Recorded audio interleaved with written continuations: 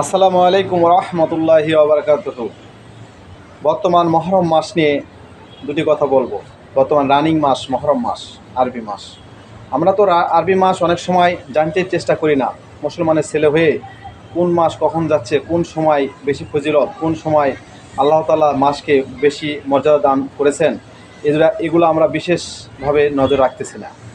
এই মহরম মাস, আল্লাহ তাআলা এই মাসকে বড় শ্রেষ্ঠ মাস, বড় মর্যাদাপূর্ণ মাস বলে গণ্য করেছেন। এই মাসের ফজিলত সম্বন্ধে বলেছেন 9-10, এই 2 দিন খুব গুরুত্বপূর্ণ ফজিলত।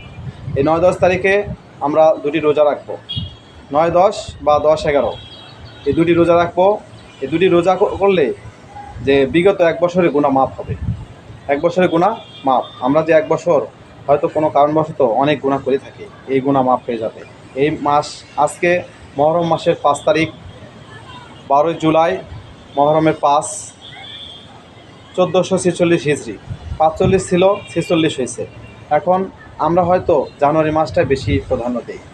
মহরমে, আরবিতে মহরম হচ্ছে জানুয়ারি মাসের মতো, যে যেরকম জানুয়ারি মাস প্রথম থেকে শুরু হয় এবং মহরম মাস প্রথম শুরু, আরবিতে মহরম মাস প্রথম শুরু হয়।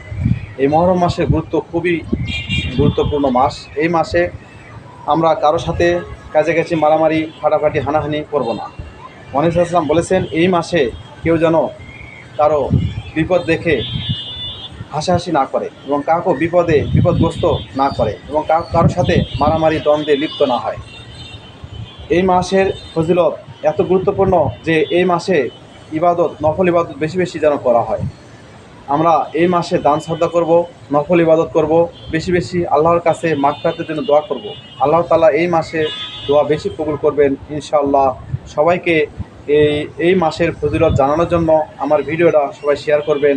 দয়া করে আমার এই পেজটি ফলো দিবেন, আমার এই চ্যানেলটি সাবস্ক্রাইব করবেন এবং